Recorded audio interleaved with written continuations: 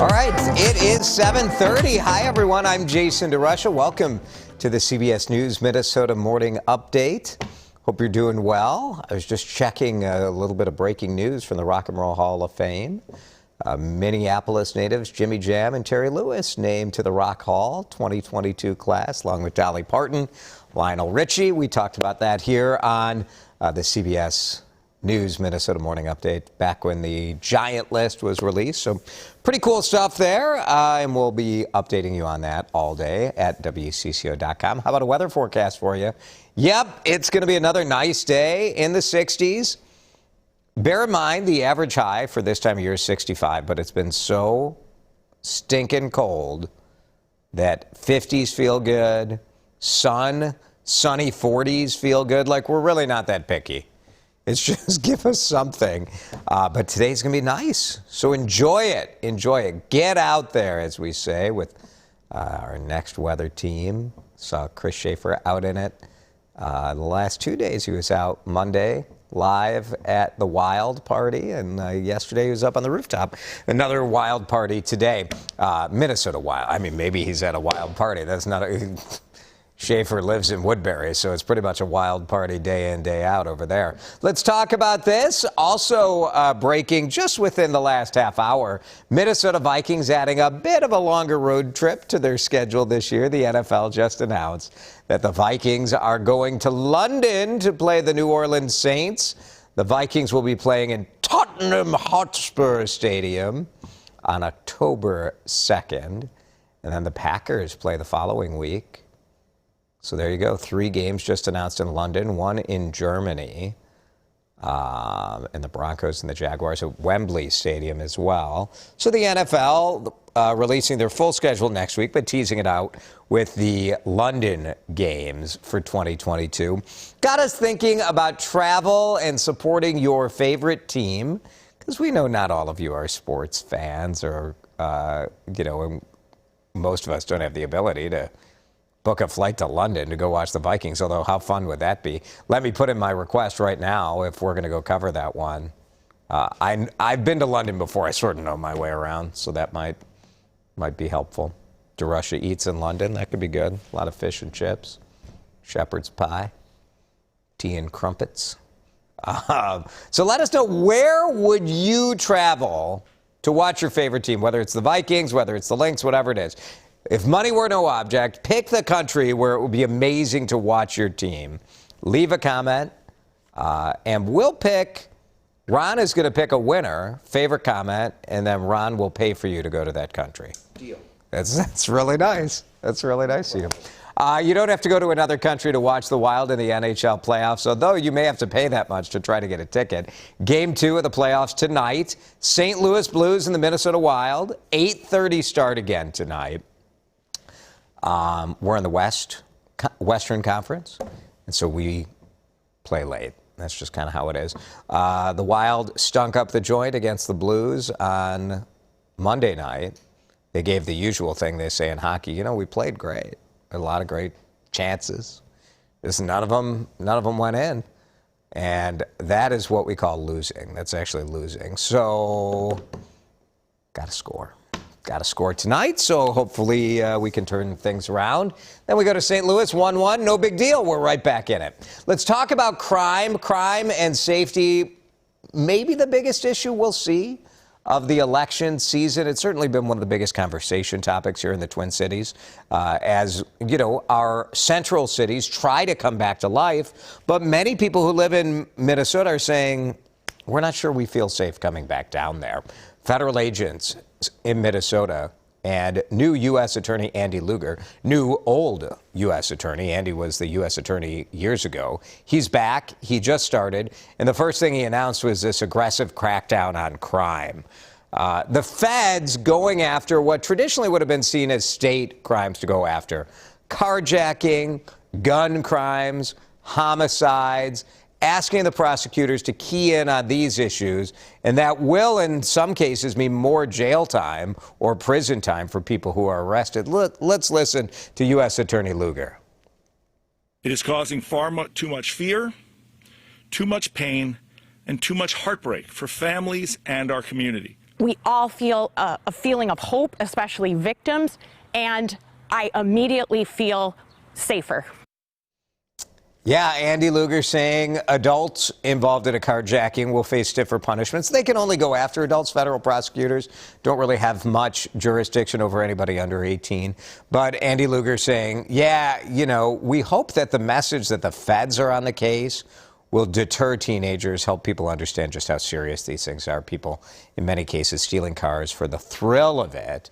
But, you know, these things have ended in death in some cases because of chases. So tough deal all the way around, and hopefully this new effort makes a difference. Minneapolis Parks and Rec Board also dealing with some fallout of a decision they made after the murder of George Floyd. They said, we're done. We're not working with Minneapolis police. The parks have their own police department, but it's not that big, and they were working with MPD to provide security for big events, right?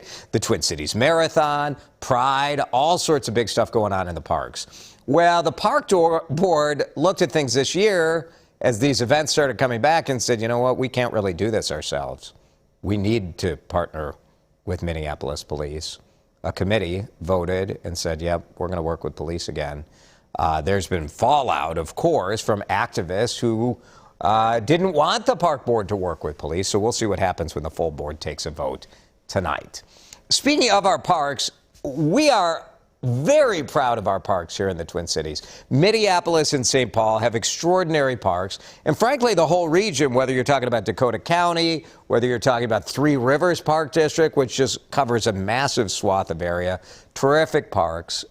There's a national group that ranks parks under a number of very interesting and relevant metrics. This is a real ranking. This is not Wallet Hub. This is the Trust for Public Land.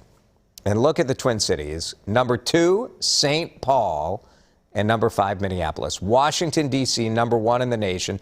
Minneapolis was number 1 in 2020, but D.C., I mean, they have some advantages, right? Huge amounts of park in Washington, D.C. I mean, the whole National Mall is a park. And all those national museums, national parks that are free for people to go to.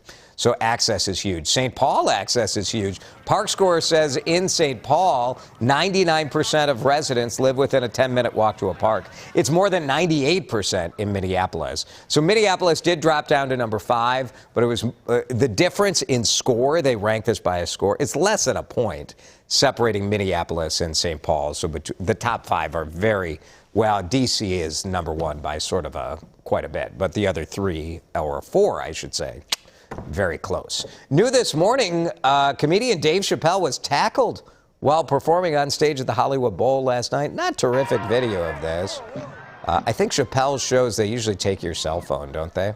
Because Chappelle is often taping things for future broadcast or streaming or whatever.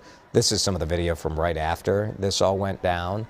We have seen some videos showing the guy like charging Chappelle during the act. We don't know why. A witness says security guards punched and kicked the man, though, before he was loaded into an ambulance. So tackling Dave Chappelle doesn't necessarily work out well for you.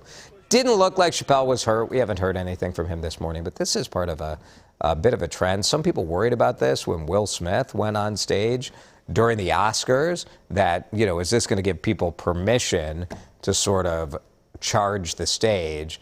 And indeed, here we see it happening. I would love to go check this out. Minneopa State Park. Ron, do you know where Minneopa State Park is? Neither do I. I'm gonna Google map this. It's in Blue Earth County. All right, it's a bit of a drive, but look at the payoff. DNR says they've had 4 baby bison born in Minneopa State Park so far, and there are plenty more on the way. Why? One very active daddy bison. 15 calves expected this year. You know, I mean, I don't want to get into, like, I'm just not going to get into this at all. If you want to go see the new additions, I mean, what is going on in the state park there? That guy is like gigolo? Is that, can we use that term? I think so. Well, you know, I mean, there's always one kind of bison getting it done. And kudos to Barry the Bison, who's apparently quite skilled. 15, baby bison to be born. Kind of fun. You can go drive. I guess, is it not really that far? Yeah, it's only an hour, 22 minutes south, just south of Mankato. Huh. All right. Be fun to check it out, I think. Well, not check out the, business, but fun to check out the babies. Great story this morning of hope and how a small gesture can do a long way. This story should inspire you to think about what can you do today that simple kindness, it might end up changing someone's life. 23 years ago, it was a stranger on an airplane next to a couple of refugees. And one of these refugees has been looking for the stranger for 23 years. So here are the people that we're talking about. It's Ida Zuge and her sister. They were young refugees, very young, from Yugoslavia at the time. Here's her card from 1987 as she was sent to live in the United States. And a woman named Tracy was sitting next to Ida on the airplane, and they were chatting and heard the story, and so she left this note along with a $100 bill. All Ida knew is that this woman's name was Tracy, but she said that gift was really life-changing. When I opened up the envelope and I saw the $100, I was just taken aback because we actually didn't have anything with us. We had no money, not even $1. Yeah, the money was significant, but the gesture maybe even more so. For the last 10 years, Ida's been trying to find Tracy through social media. She posts the note. Does anyone know who this is? Her name is Tracy. Well, one day she got a message from a woman who said, I think I know the handwriting. It's my mom. It was Tracy Peck. She's in the middle row here. The bottom in the center. Tracy Peck from right here in Minnesota. Just this week they connected over Zoom. It's so wonderful to meet you. I wanted to show you.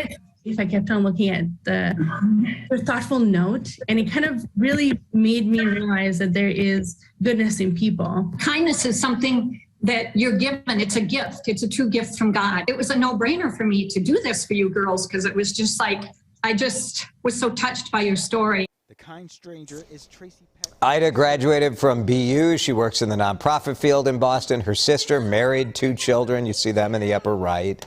Now they say they're so thankful to have Tracy and her family in their lives as well. So glad they connected and they found each other. And Tracy, I don't know, it just inspires you when you meet someone and you hear a story like that. What could you do, whether it's a $100 bill or just that note? Pretty cool. All right, let's talk about your fantasy sports trip. Where would you go if you could go anywhere? What would your dream country be to visit? Maggie May, Ireland, England, Scotland, France. Yeah, any team. Loons, Twins, Vikings, I would love to go. I've never been to Ireland. I kind of would like to see Ireland. So lush. If I were a golfer, my wife's uncle went to Ireland to golf once. And boy, that looked like a glorious trip. Thanks, Maggie. Here's Jean. Oh, it would be fun in Australia. Our old friend Jamie Yukas was just in Australia, and I had some severe envy of that trip. I think it takes almost, well, the nonstop flight that Qantas just launched is 19 hours from New York to Australia. So it's a long, you're like, all right.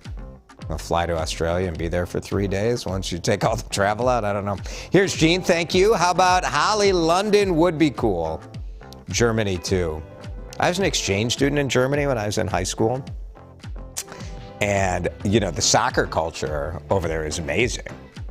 You would, walking down the street, you would hear out of every flat, every apartment, you'd hear people cheering at the same time. It was so cool. Yeah, London. I tell you, to go to the Hotspur Stadium would be pretty amazing. Thanks, Holly. Here's Bradley.